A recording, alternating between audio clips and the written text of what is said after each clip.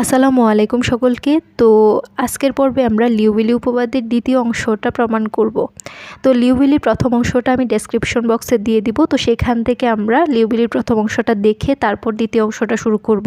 তো প্রথম অংশে আমরা দশাবিন্দু স্থান বা দশাবিন্দু সম্পর্কে আলোচনা করেছিলাম।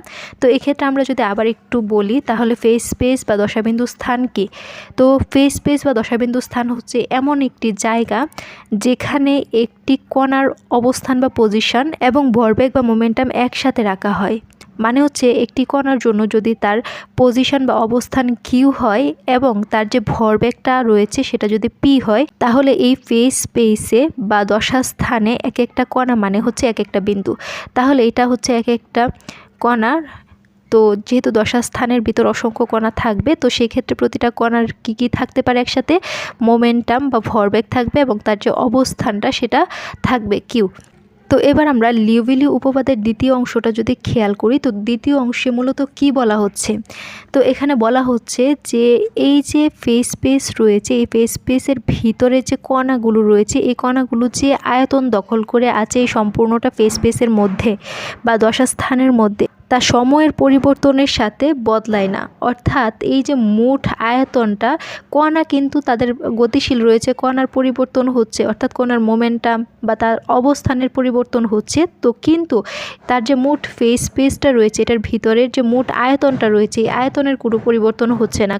অর্থাৎ আমরা যদি একটা ক্ষুদ্র আয়তন ডেল্টা ভি নিই এবং এটার যদি পরিবর্তন করা মানে হচ্ছে ডিফারেন্সিয়েট করা, সময়ের সাথে যদি আমরা ডিফারেন্সিয়েট করি এই ক্ষুদ্র আয়তনকে ডিটি, তো এটা সময়ের সাথে সাথে কি পরিবর্তন হবে না মানে হচ্ছে জিরো থাকবে।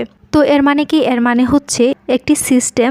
তো সিস্টেম কি? সিস্টেম হচ্ছে যেটি বাইরের কোনো শক্তির প্রভাব ছাড়া নিজের মধ্যে চলে। হ্যাঁ, তো সেই সিস্টেমের কণাগুলো যত জায়গা দখল করছিল ফেজ স্পেসের মধ্যে, তা ভবিষ্যতেও ঠিক ততটাই জায়গা দখল করে থাকবে। অর্থাৎ জায়গার কোনো পরিবর্তন হবে না। এই অংশটুকু দ্বারা তাই নির্দেশ করে। তবুও যদি বুঝতে অসুবিধা হয় তাহলে আমরা একটা উদাহরণের সাহায্যে বুঝতে পারি। যে উদাহরণটা হচ্ছে এরকম, যে ধরো অনেকগুলো পিংপং বল একটা খাঁচায় তুমি ছুঁড়ে দিয়েছো। হ্যাঁ, তো প্রত্যেকটা বলের একটি অবস্থান।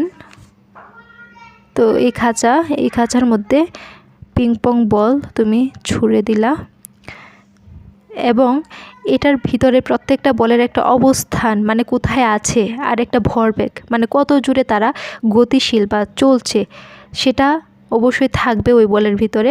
এখন তুমি যদি ওই বলকে একটা গ্রাফে বসাও, যেখানে একদিকে থাকবে অবস্থান, অন্যদিকে থাকবে গতি বা বেগ ভি, তো সেক্ষেত্রে বলগুলো ছড়িয়ে ছিটিয়ে থাকবে একটা জায়গায়। এটাকে আমরা বলি, যে জায়গায় ছড়িয়ে ছিটিয়ে থাকবে সেই জায়গাটাকে বলি হচ্ছে ফেজ স্পেস বা দশা স্থান। হ্যাঁ, তো সময় যতই যাক না কেন, তাদের এই যে বলগুলো রয়েছে তাদের যে অবস্থান গতি সেগুলো বদলাচ্ছে, মানে তারা এক স্থান থেকে অন্য স্থানে যাচ্ছে, কিন্তু সব মিলিয়ে তারা যে যত জায়গা দখল করে আছে সেই জায়গাটা একই থাকে। মানে হচ্ছে কেউ বেশি জায়গাও নেয় না, কেউ কম জায়গাও নেয় না। এটাই হচ্ছে আমাদের লিউবিলি উপপাদ্যের দ্বিতীয় অংশের ব্যাখ্যা। তো এখানে আমরা বইয়ের ভাষায় যদি বলি যে এই পুরো অংশটা, যে ঝুড়িটা আমরা নিয়েছি, এই পুরো অংশটাকে যদি দশাস্থান বলি, দশাস্থানের বিস্তৃতি যে নিত্যতা নীতি বলা হচ্ছে, অর্থাৎ কণাগুলোর যে মোট বিস্তৃতি বা স্পেস অকুপেন্সি, সেটা হচ্ছে কখনো কমে বা বাড়ে না, সেটা নিত্য বা কনজার্ভড থাকে। আমরা যদি গাণিতিকভাবে দেখি তাহলে সেখানে আমরা দেখব যে এই যে পাই একটা কণা নিলাম, তো সেই কণার ক্ষেত্রে যে অবস্থান ক্ষুদ্র একটা আয়তনের মধ্যে মানে ডেল্টা ভি আয়তনের মধ্যে যদি আমরা একটা কণা নেই, তো সেই কণাটার যে অবস্থান সেটা হচ্ছে ডি কিউ আই এবং এটার যে ভরবেগ বা মোমেন্টাম সেটা হচ্ছে ডিপিআই। তো প্রত্যেকটা কণা, সব কণার ক্ষেত্রেই তো সেম। তো ওই সম্পূর্ণ অংশটাকে যদি আমরা গুণ করি, তো আমরা জানি যে এই যে এটা হচ্ছে পাই বা প্রোডাক্ট নোটেশন বা গুণফল চিহ্ন আমরা বলে থাকি। এর কাজ হচ্ছে অনেকগুলো পদকে একসাথে গুণ করে দেওয়া। তো অনেকগুলো কণা থাকবে, সেই অনেকগুলো কণার কি থাকবে? ডিকিউআই মানে অবস্থান থাকবে, পজিশন থাকবে, ভরবেগ থাকবে, ডিপিআই, সেগুলোকে আমরা গুণ করে দেব। তো এটা মানেই হচ্ছে আমরা এই যে মোট আয়তনটা রয়েছে সেই আয়তনের সমান হবে। অর্থাৎ এই কণাগুলো, প্রত্যেকটা কণা যে ফেজ স্পেস বা মোট আয়তন দখল করে আছে সেটা সময়ের সাথে অপরিবর্তিত থাকবে। অর্থাৎ ডেল্টা ভি ডিটি সময়ের সাথে যদি আমরা এই আয়তনটাকে ডিফারেন্সিয়েট করি তাহলে এখানে হবে 0। তো এই অংশটাই আমি যদি একটু সহজভাবে বলি তাহলে কি বলতে পারি যে বন্ধ একটা সিস্টেমে যদি কণা থাকে, অনেকগুলো কণা থাকে, তো তাদের দশাবিন্দুতে মোট যে বিস্তার যেখানে কণাগুলো থাকতে পারে সেটা হচ্ছে সময়ের সাথে অপরিবর্তিত থাকবে। তো এবার আমরা আনসারে চলে যাই। তো আশা করি আমরা বুঝতে পেরেছি। তো দশাবিন্দু ধারণকারী কিছু সংখ্যক তল দ্বারা আবদ্ধ যে কোনো স্বেচ্ছাধীন আয়তন উপাদান স্মরণ বা বিক্ষিপ্ততা সত্ত্বেও, এই যে দশা স্থানে পুরাটা, এটার মধ্যে তো যে বল বলি বা কণা বলি, আমরা তো যেহেতু এটা কণার ক্ষেত্রে বিবেচনা করব, তো সেই কণাগুলো অবশ্যই গতিশীল থাকলেও এই যে মোট যে দশা স্থানের যে আয়তনটা সেটার পরিবর্তন হবে না। এই কণাগুলোর অবস্থান স্মরণ হতে পারে বা অবস্থানের পরিবর্তন হতে পারে, বিক্ষিপ্ত হতে পারে, কিন্তু শত বিক্ষিপ্ততা সত্ত্বেও এই মোট যে আয়তন সেটা অপরিবর্তিত থাকবে, শত সময় সাপেক্ষ অপরিবর্তিত থাকে। তো গাণিতিকভাবে আমরা লিখতে পারি d dt delta v is equal to পাই, বা এটাকে আমরা বলতে পারি হচ্ছে প্রোডাক্ট নোটেশন বা গুণফলের চিহ্ন। তো D QI DPI is equal to 0। তো এই গুণফলের চিহ্ন অনেকগুলো পদকে কী করে একসাথে গুণ করে দেয়। তো এই অংশকে দশাস্থান বিস্তৃতি নিত্যতা বা principal of conservation of extension বলা হয়।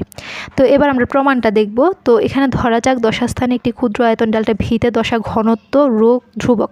তো আমরা যে ছোট আয়তনটা নিব, এটার ভিতরে যে কণাগুলো থাকবে তাদের যে ঘনত্বটা, মোট ঘনত্বটা সেটা কি ধ্রুবক থাকবে, মানে রো থাকবে। এখানে ঘনত্বের কোনো পরিবর্তন হবে না।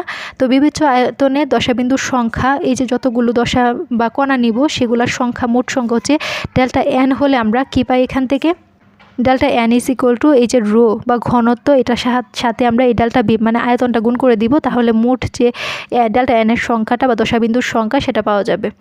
তো সময় সাপেক্ষ ব্যবকলন করলে এটাকে, তো তখন কি হবে, এখানে আমরা লিখি সময়ের সাপেক্ষে ব্যবকলন করে পাই। তো এখানে আমরা সময়ের সাপেক্ষে যদি ব্যবকলন করি DDT of delta N equal to DDT of rho delta V. তো এখানে আমরা ইউভি ফর্মুলা অ্যাপ্লাই করব। তো এখানে ইউভি ফর্মুলা অ্যাপ্লাই করলে কি হবে, এটা ঠিক থাকবে ডেল্টা এন ইকুয়াল টু, এটাকে ইউ ধরলে এটাকে ভি ধরলে, তো প্রথমে আমরা ইউকে ডিফারেন্সিয়েট করব আর ডেল্টা ভিকে স্থির রাখবো, তারপর আমরা এই রোকে স্থির রাখবো, এই ডেল্টা বিকে এই ডিডিটি সাপেক্ষে ডিফারেন্সিয়েট করব। তো এবার এখানে লক্ষ্য করি যে আমরা যে সিস্টেমটা নিব সেই সিস্টেমের ভিতরে যে কণাগুলা নিব সেগুলা তো ফিক্সড, মানে এই যে দশাস্থানটা থাকবে সেই দশাস্থানে যে মোট কণার সংখ্যা নেব সেটা ফিক্সড। তো সময়ের সাথে সেই কণাগুলাও কি অপরিবর্তিত থাকবে, বা দশাবিন্দুর যে সংখ্যাটা, মানে প্রতিটা কণাই তো দশাবিন্দু আমরা বলতে পারি। তো সিস্টেম সংরক্ষণশীল আমরা জানি, তো তাই দশাস্থানের কোনো অঞ্চলে দশাবিন্দুর সংখ্যা সময়ের সাথে কি অপরিবর্তিত থাকে। কাজেই এই ডিডিটি অফ ডেল্টা এন সমান কি 0। তাহলে আমরা এখানে লিখতে পারি কাজেই DDT of delta N equal to 0। তো সেই ক্ষেত্রে আমরা এই যে এটাকে কি লিখতে পারি, এই DDT of rho delta V plus rho DDT of delta V equal to 0। এটা 0 হয়ে গেলে এই অংশটুকু সমান 0 লিখতে পারি। D rho divided by DT delta V plus rho DDT of delta V equal to 0। তো আমরা লিউভিলির উপপাদ্যের প্রথম অংশটা দেখেছিলাম, যে সেখানে আমরা যে প্রমাণ করেছিলাম D rho divided by DT is equal to 0। তো সেই ক্ষেত্রে আমরা কি লিখতে পারি, কিন্তু লিউভিলির প্রথম অংশ অনুসারে কি পেয়েছিলাম, D rho divided by DT equal to 0। তাহলে অতএব এখানে D rho divided by DT 0 হলে পুরোটা 0 হয়ে যাবে। তো rho DDT of delta V equal to 0, rho DDT of delta V equal to 0। তো এখানে হয় রো ইজ ইকুয়াল টু 0 হবে এবং DDT of delta B is equal to 0 হবে, কিন্তু এই ঘনত্বটা একটা দশাস্থানের মধ্যে যে দশাবিন্দুর সংখ্যা বা কণার সংখ্যা এটা তো কখনো কি 0 হতে পারবে না। তো সেক্ষেত্রে 0 হয়ে গেলে তো আমরা এই কণাগুলোই আর পাবো না, বা ঘনত্বই থাকবে না, কণাগুলোর কোনো ঘনত্ব থাকবে না, তো ঘনত্ব 0 হবে না। তো 0 কোনটা হবে, ডিডিটি অফ ডেল্টা বি। তো এখানে আমরা লিখতে পারি কিন্তু দশা বিন্দুর ঘনত্ব রো 0 হতে পারে না।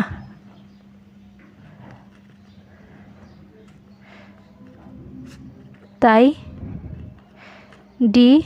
DT of delta V equal to কী হবে 0। তো এক্ষেত্রে আমরা যদি এটাকে ইন্টিগ্রেশন করি ডিটি বা সময়ের সাপেক্ষে, তাহলে কি হবে, এখানে আমরা উভয় পক্ষে সময়ের সাপেক্ষে কী করব, ইন্টিগ্রেশন করব।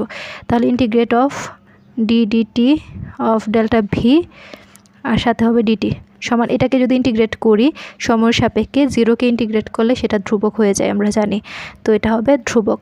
তো এখানে ইন্টিগ্রেট এবং ডিফারেন্সিয়েট একে অপরকে ক্যান্সেল আউট করে দিবে, তো সেই ক্ষেত্রে আলটিমেটলি মানটা থাকবে শুধু এটা ডেল্টা ভি, বা delta v is equal two হবে ধ্রুবক। তো আমাদের এটাই তো প্রমাণ করতে বলা হয়েছিল, এই যে এখানে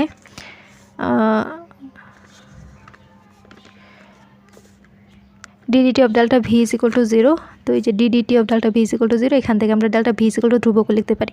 তো এটাই হচ্ছে আমাদের লিউভিল উপপাদ্যের দ্বিতীয় অংশ, মানে হচ্ছে আয়তন কনজার্ভ থাকে, প্রমাণিত।